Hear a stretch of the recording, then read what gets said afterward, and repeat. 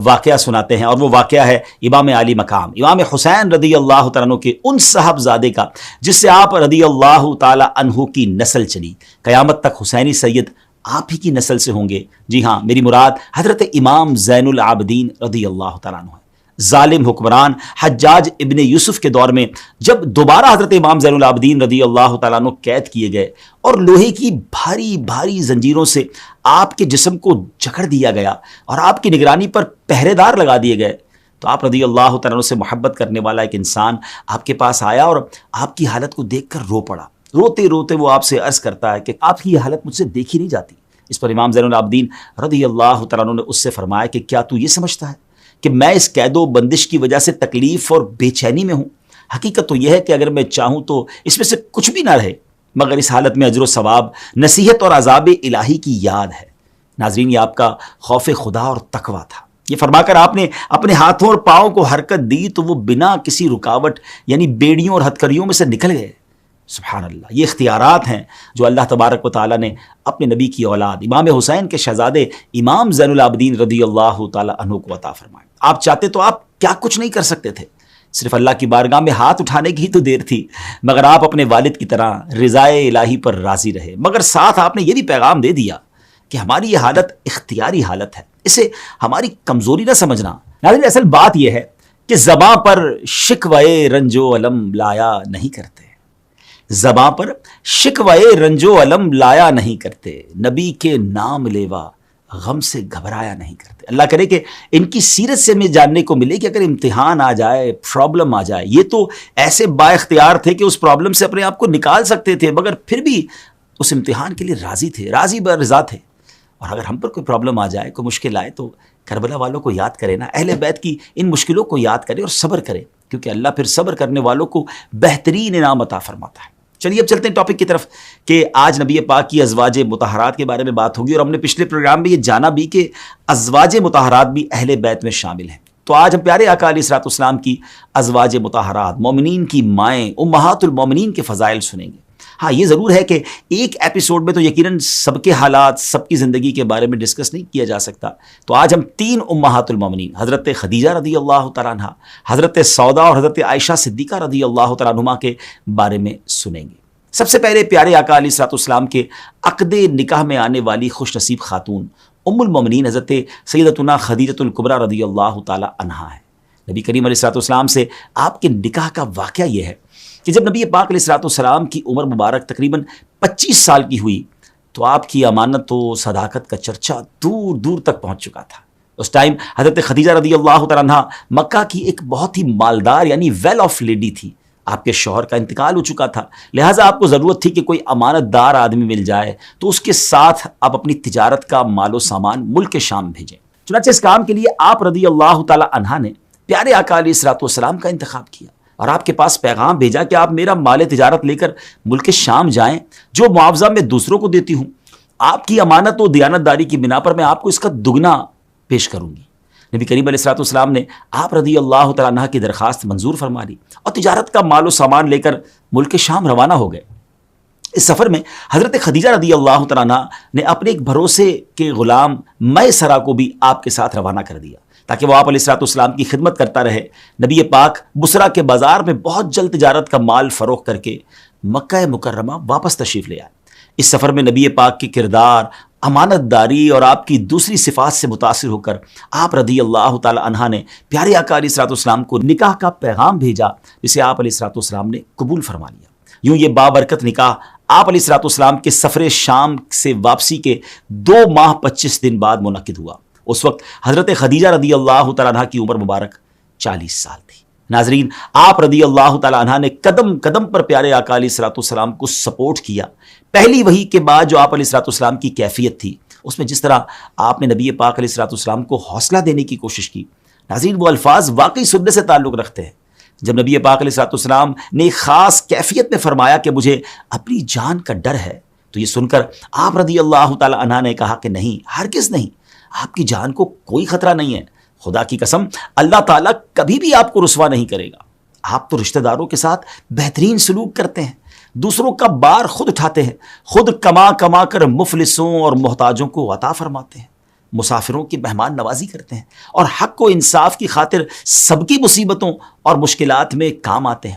اس کے بعد پھر آپ رسول پاک علیہ السلام کو اپنے کزن جو کہ کتب سابقہ یعنی پچھلی جو بکس تھیں کہ اس کے ماہر تھے اور زبردست عالم تھے، حضرت ورقہ بن نوفل کے پاس اس سلسلے میں لے کر گئی تھی۔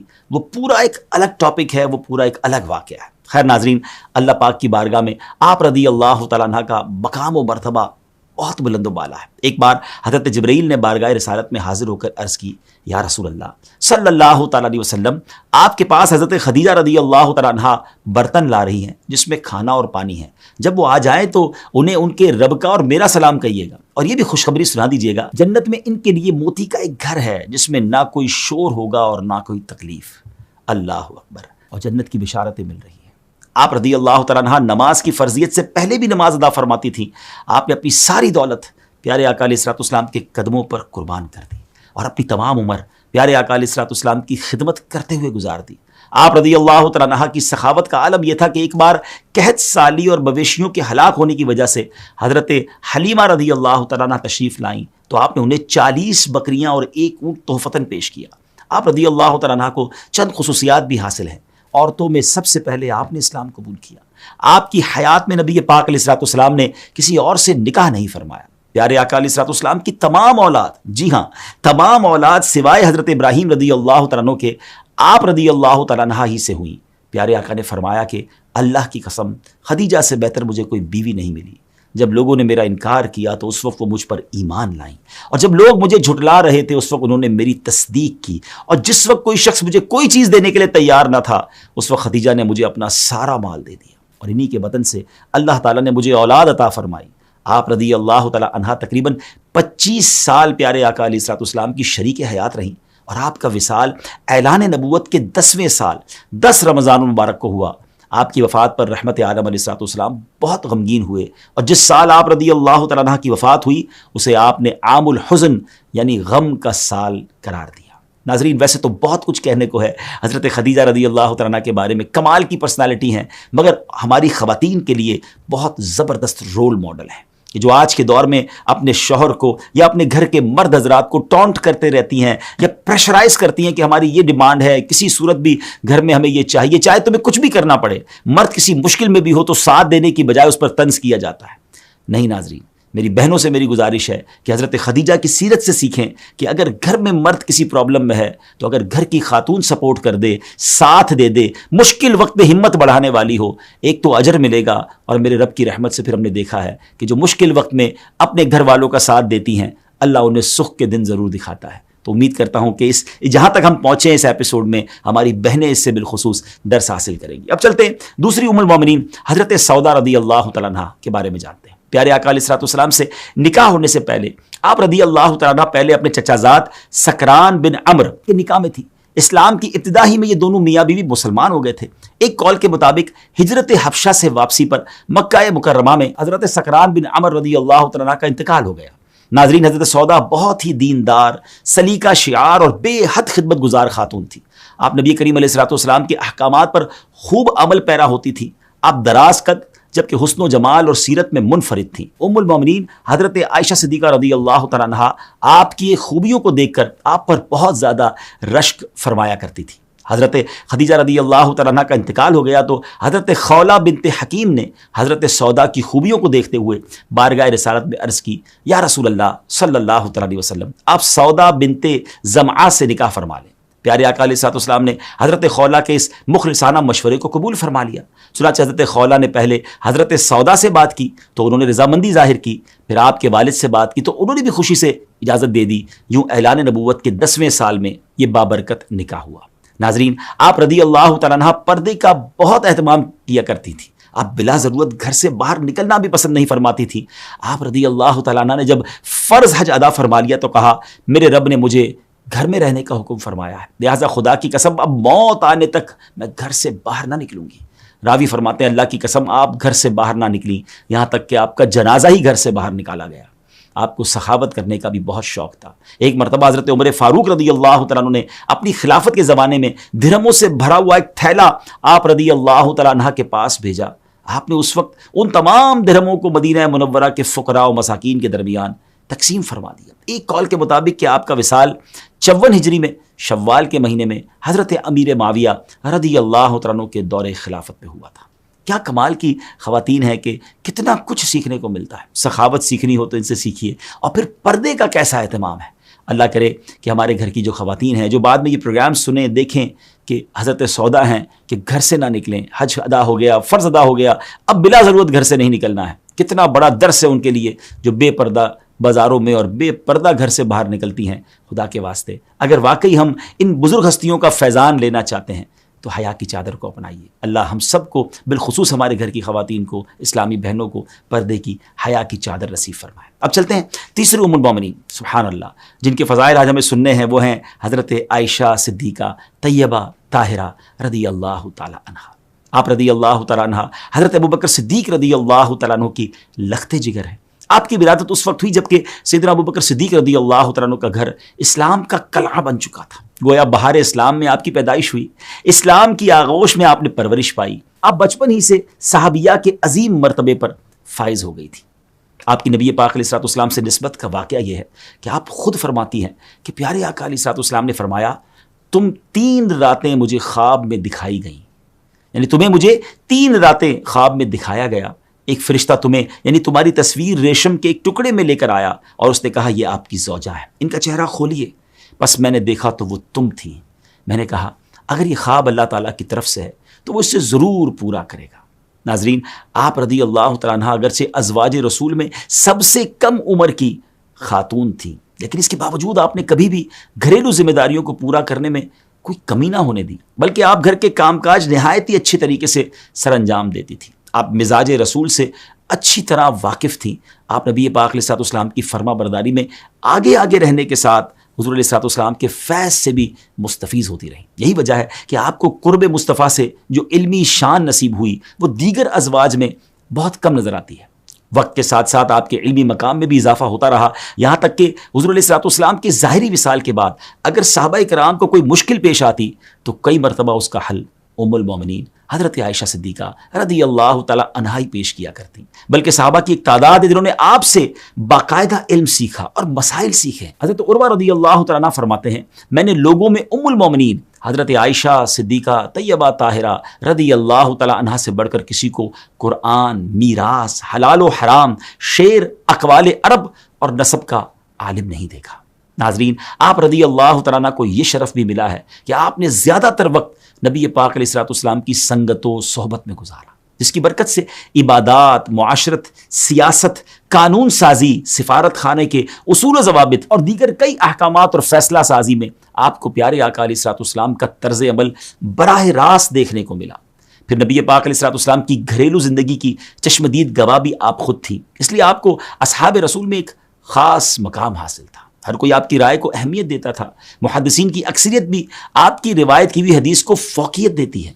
آپ کی روایتوں کی تعداد دیگر ازواج رسول سے اس لیے بھی زیادہ ہیں کہ آپ کو علم حاصل کرنے کا بہت شوق تھا۔ آپ بلا جھجک رسول پاک علیہ الصلوۃ والسلام سے جو پوچھنا چاہتی عرض کر دیتی۔ پھر ام المومنین حضرت خدیجہ الکبریٰ رضی اللہ تعالیٰ عنہا کے وصال کے بعد آپ ہی وہ خوش نصیب خاتون تھیں جن سے نبی پاک علیہ الصلوۃ والسلام کو انسیت ملتی۔ بس اسی خاص قرب رسول کی وجہ سے آپ کی علمی شان و شوکت دیگر صحابیات اور ازواج میں ممتاز رہی، اور صحابہ کرام علیہم الرضوان کو دین کے 2/3 علم کی میراث بھی آپ رضی اللہ تعالیٰ عنہ کے ذریعے نصیب ہوئی۔ ناظرین، حضرت عائشہ صدیقہ رضی اللہ تعالیٰ عنہ کے یوں تو بڑے کمال کے اوصاف ہیں، بڑے ان کو شرف اور عزت کا مقام ملا ہے، مگر ایک خاص مقام آپ کو یہ بھی ملا، پیارے آقا علیہ الصلوۃ والسلام کی سب سے محبوبہ زوجہ ہونے کا شرف بھی آپ ہی کو ملا۔ اور یہاں ایک اور بات کہ آپ وہ خاتون ہیں جن کے گھر وحی نازل ہونے کا مقام تھا۔ اللہ اکبر، آپ ہی وہ باکمال ہستی ہیں جن کو جبریل امین علیہ الصلوۃ والسلام سلام کیا کرتے تھے۔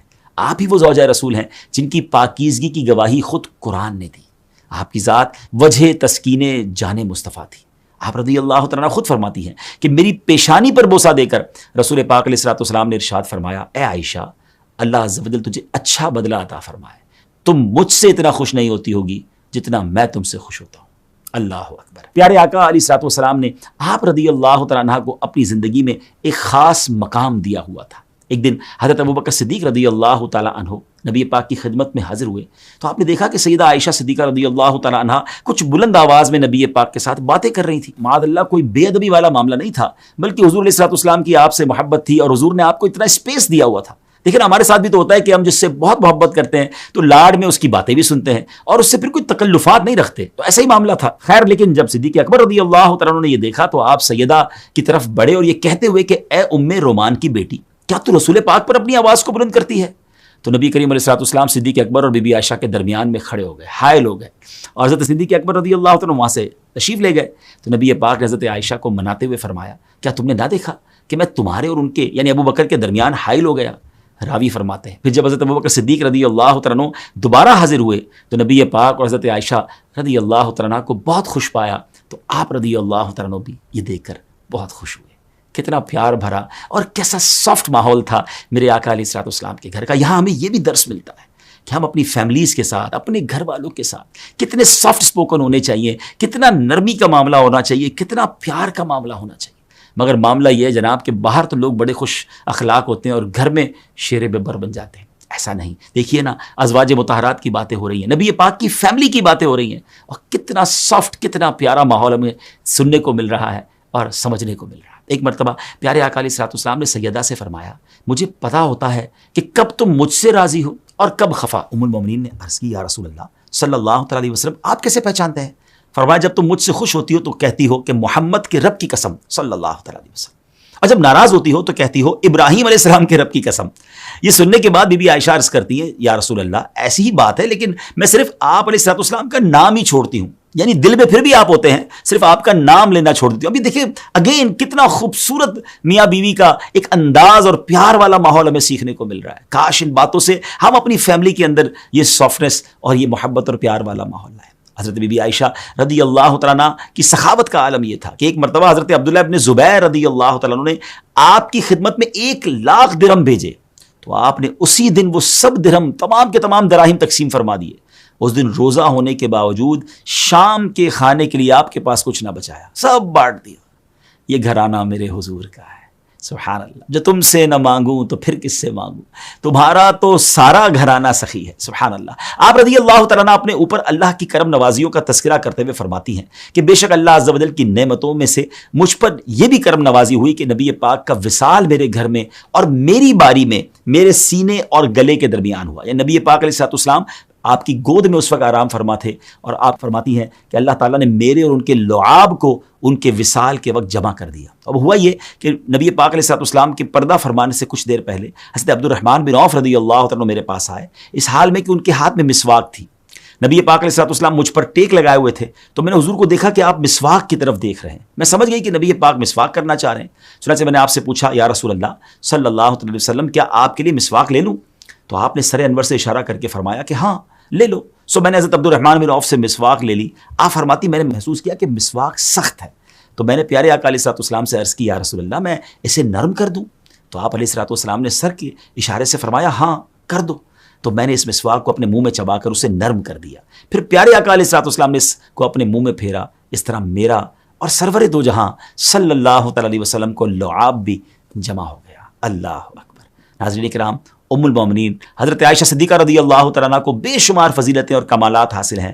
آپ امت کی وہ ماں ہیں جن سے دینی علوم کے چشمے بہے. بڑے بڑے صحابہ کرام ان چشموں سے سیراب ہوئے. تابعین نے سیرت رسول کو ام المومنین سے سیکھا. محدثین نے آپ کی بیان کردہ روایات کو کتب حدیث میں شامل کیا. فقہائے امت نے آپ سے علم فقہ حاصل کیا. سیرت نگاروں نے پیارے آقا کے اخلاق و عادات سے متعلق روایات آپ ہی سے حاصل کی. دنیاوی اعتبار سے حیات رسول کے آخری لمحات آپ ہی کی گود میں گزرے اور آپ ہی کا حجرہ روضہ رسول بنا. اتنی فضیلتوں کے ساتھ ام المومنین کا سفر آخرت دنیا کو فیض نبوت بانٹتے ہوئے 17 رمضان مبارک کو اپنی منزل کی طرف بڑھا.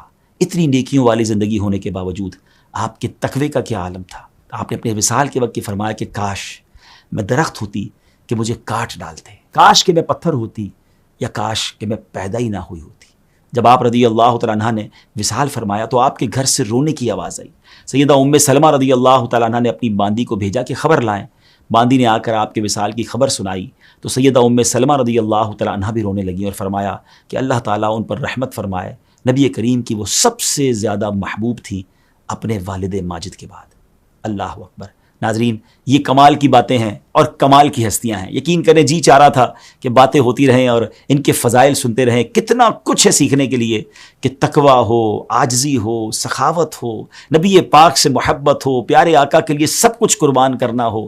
اللہ اکبر۔ اللہ ان کا صدقہ ہمیں نصیب فرمائے، ہماری فیملیز پر ایسی رحمت کی نگاہ ہو جائے کہ ہمارے گھروں میں امن و سکون اور محبت کا ماحول بن جائے۔ ہر ایپیسوڈ میں ہم اہل بیت اطہار کی کسی عظیم شخصیت کا کوئی پیارا سا فرمان سنتے ہیں، اور سبحان اللہ آج تو فرمان سننا ہے امام علی مقام، امام عرش مقام، امام حسین رضی اللہ تعالیٰ۔ کہتے ہیں نا بڑوں کی باتیں بڑی ہوتی ہیں، بڑا خوبصورت فرمان ہے۔ آپ فرماتے ہیں اے لوگوں، جو سخاوت کرتا ہے وہ سردار ہوتا ہے، اور جو بخل کرتا ہے وہ ذلیل و رسوا ہوتا ہے۔